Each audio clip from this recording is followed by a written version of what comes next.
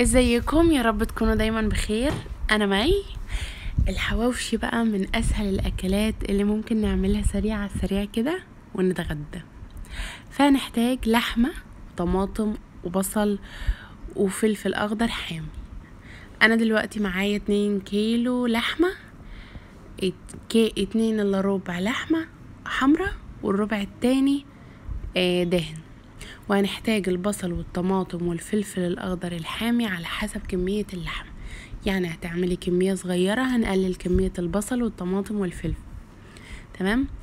دلوقتي كلهم هنحطهم كده في حاجة وهنوديهم عند الجزار هيفرمهم لنا فرمة حلوة كده كله مع بعضه.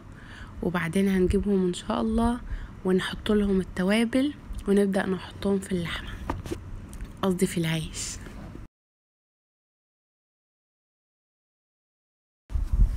هنحتاج معلقة فلفل اسمر ومعلقة 7 بهارات ومعلقة بهارات لحمة وملح وبس كده.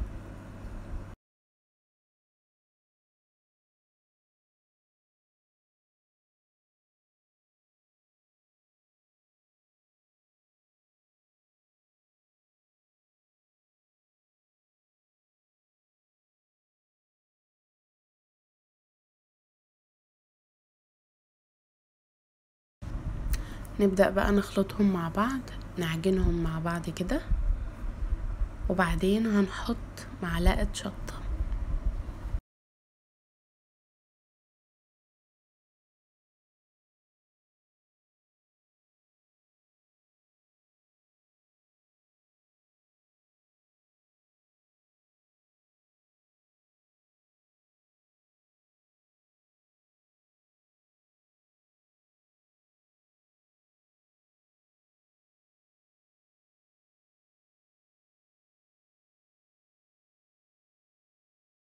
هنفتح العيش بالمقص، بيبقى سهل جدا ان احنا نفتحه بيه بدل ما نفتحه مثلا بايدينا فيتقطع العيش ويبقى شكله مش كويس.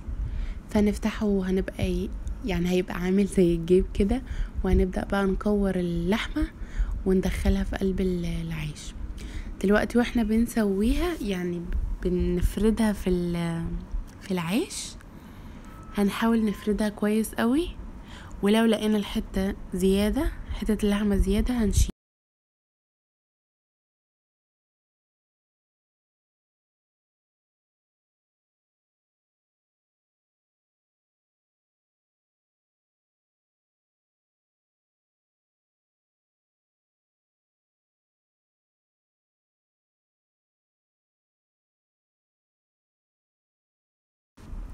هنضغط كده عشان ما تبقاش مثلا حتة رقيقة او حتة ملانة، تبقى كلها متوزعة كويس قوي، يعني كله بسوى واحد في قلب الرغيف.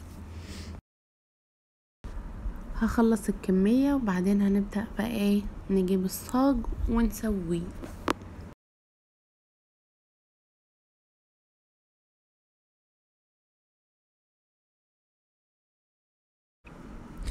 هنا الصاج هدهنه دهنة زيت حلوة، وبرضك هجيب العيش اللي احنا عملناه هندهنه برضك دهنة حلوة من فوق ومن تحت. وهيكون واحنا بندهن هيكون الفرن شغال، النار من تحت على درجة حرارة متوسطة، وفي الرف الوسطاني هندخل الصاج بتاعنا وشوية وهنشوف لو احمر من تحت هنقلب بالشيالة، وهنفضل كده نقلب لغاية ما ياخدوا لونين، يعني من وش ومن ظهره كده من ناحيتين لون حلو زيكم كده ما انتوا حلوين.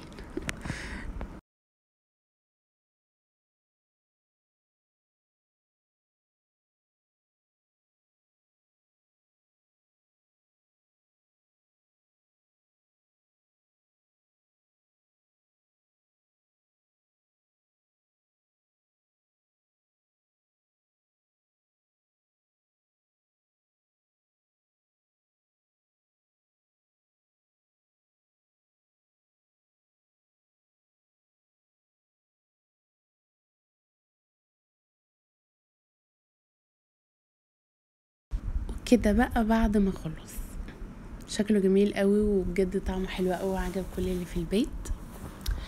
دلوقتي بقى الكمية، يعني مثلا احنا عملنا الكمية كبيرة شوية، عملنا على قدنا، والباقي جهزته كده في العيش وهحطه في الفريزر.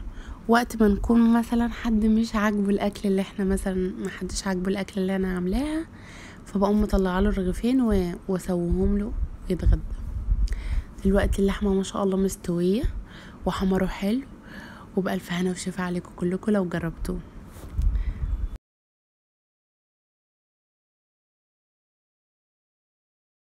ولو عجبكم الفيديو ما تنسوش تعملوا لي لايك وتشتركوا في القناه وتعملوا لي شير مع اصحابكم، وباي باي.